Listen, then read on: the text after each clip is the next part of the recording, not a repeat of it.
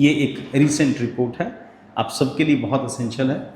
जब हम लोग एजुकेशन को डिस्कस करते हैं, स्किल को डेवलप करते हैं, डिस्कस करते हैं, तो एक अच्छी न्यूज़ भी है, इसका एक नेगेटिव और पॉजिटिव दोनों एस्पेक्ट्स हैं। आपको एजुकेशन पॉलिसी के जो फ्लॉज हैं उसको पता चलेगा। और ये क्या कहती हैं, जो पर्ख प्रोग्राम है जिसको हम लोगों ने डिस्कस किया था 6-7 महीने पहले, लगभग नवंबर दिसंबर में ये न्यूज़ हमने डिस्कस की थी। India's learning crisis insight for the Parakh 2025 survey, the 225 Parakh राष्ट्रीय सर्वेक्षण, the uncovered alarming learning gaps among the students in grade 3, 6 and 9 across India. That findings have sparked urgent call for the foundational educational reforms and stronger subject-wise learning interventions.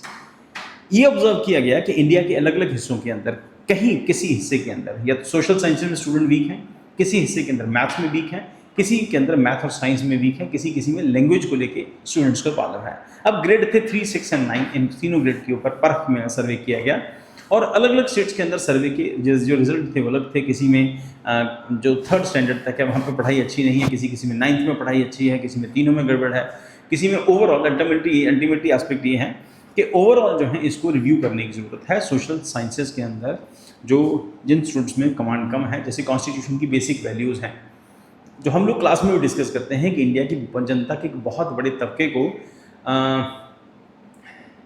Democracy और Republic में फ़र्क नहीं पता है। हमारी class में जो students आते हैं उनमें से 90% को फ़र्क नहीं पता होता what is the difference between democracy and Republic. और उसके बाद बाकी सब चीज़ें जो हैं इश्यूज़ हैं यहाँ पर, और पर्ख के अंदर क्या क्या रिजल्ट आए आप उसको देखना बहुत इंटरेस्टिंग है। Introducing the snapshot of India's learning deficits, the PERC 2025 survey offer a comprehensive assessment of learning outcome across India's school system covering over 21 lakh students for 781 districts. The survey tested foundational and subject specific knowledge in core disciplines language, mathematics, science and social sciences. ये जो area जो हमने discuss की उन्हीं चारों के अंदर सर्वे किया गया और चेक किया गया बच्चे कहाँ पर लैग कर रहे हैं। The result present troubling picture as student advance in grade levels learning deficits depends particularly in mathematics and science. तो मैथमेटिक्स साइंस के अंदर स्टूडेंट्स वीक रहे। मैं खुद मैथ्स में वीक था, मेरी मैथ्स बहुत अच्छा नहीं था। And states like Punjab, Kerala, Himachal Pradesh ranked high on performance while parts of Jharkhand, Jammu Kashmir and Meghalaya showed wide spread learning gap. तो वहाँ पर इन स्टेट्स में लर्निंग गैप मिले हैं। पंजाब, केरला एंड हिमाचल प्रदेश के अंदर रैंक हाई इन परफॉर्मेंस, इसका मतलब एजुकेशन लेवल ठीक ठाक मिला। पता नहीं कहाँ चेक किया, कहाँ स्टूडेंट का लेवल चेक किया, तो मेरे पास तो स्टूडेंट आते हैं इसके हमें पता है। तो पर्ख RS, earlier known as NAS, is conducted by PERC, Performance Assessment Review Analysis of Knowledge for Holistic Development and Autonomous Wing under NCERT. Survey scope क्या था? Student assessed. तो 21,15,022 स्टूडेंट्स को सर्वे में इंक्लूड किया गया। लगभग 74,229 स्कूल्स इन्हें ऐड किए गए थे। डिस्ट्रिक्ट 781 है। ग्रेड्स एंड सब्जेक्ट्स को लेके भी इश्यूज थे और कौन कौन से अलग अलग ग्रेड्स हैं, जैसे ग्रेड 3, 6, 9 इसमें इंक्लूड किया था मैथ्स और लैंग्वेज के साथ।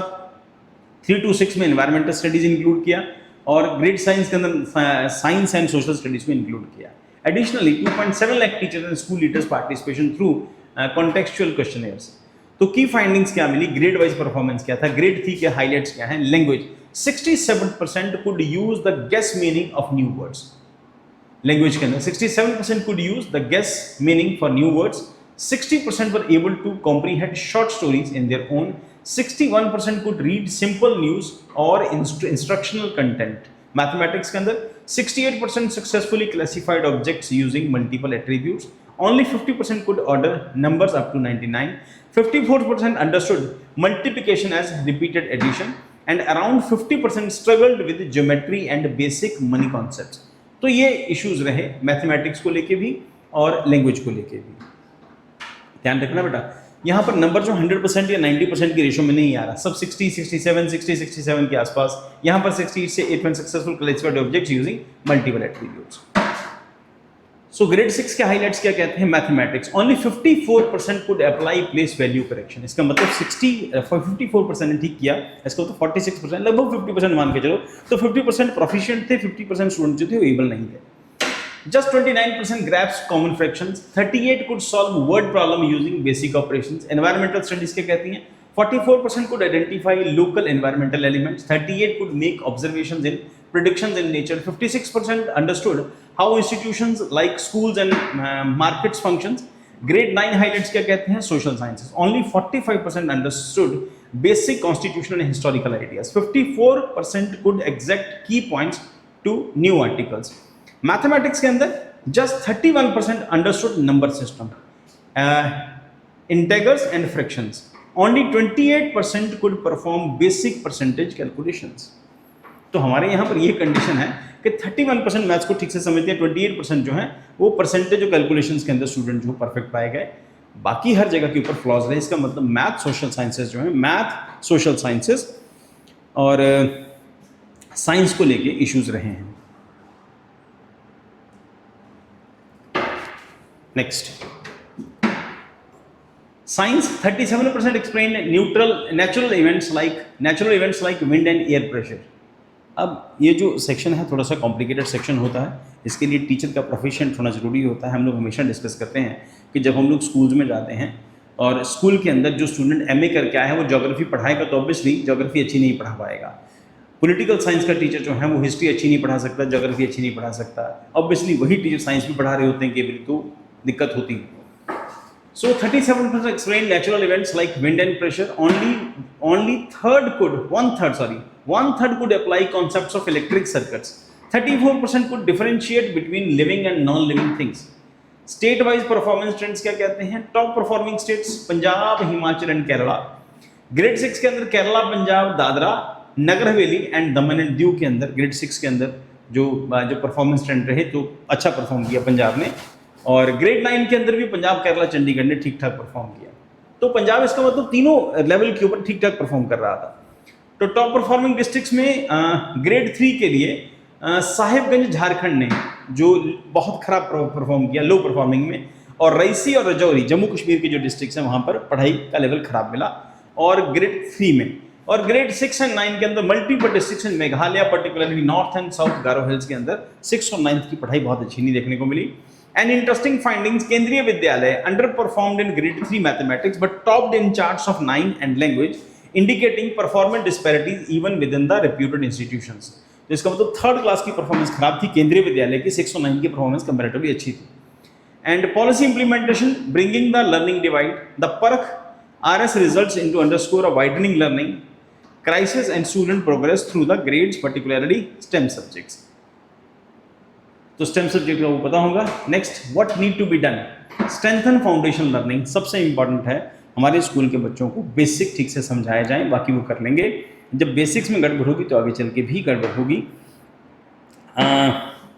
हर स्टूडेंट, किसी भी स्टूडेंट का अच्छा हो जाना डिपेंड करता है उसके टीचर ने कितने अच्छे से उसको पढ़ाया। अगर टीचर अच्छा पढ़ाया होगा, स्टूडेंट सब एक जैसे ही होते हैं, भगवान ने अकल सबको एक जैसी दी है, दिमाग सबको एक जैसा दिया है। डिपेंड करता है कि भाई कोई स्टूडेंट किसी सब्जेक्ट में बहुत अच्छा परफॉर्म करता है, रीज़न उसके पीछे अच्छा परफॉर्म करने की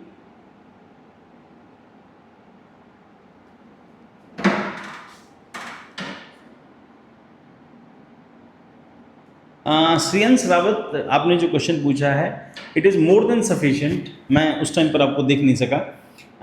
this is more than sufficient. मैं रोज़ अपने जो न्यूज़पेपर्स होते हैं, हिंदू और द मिंट और इंडियन एक्सप्रेस, इन तीनों को नॉर्मली कवर करता हूँ। कभी कभी इसके अलावा कुछ मिल जाए तो डेक्कन क्रॉनिकल्स को भी कभी कभी देख लेता हूँ, और इकोनॉमिक टाइम्स कभी कभी मौका मिलता है, तो ये रेगुलर रहते हैं। अगर इनमें कुछ खबर नहीं मिलती तो कई बार फिर इकोनॉमिक टाइम्स को भी देख लेता हूँ। These are more than sufficient.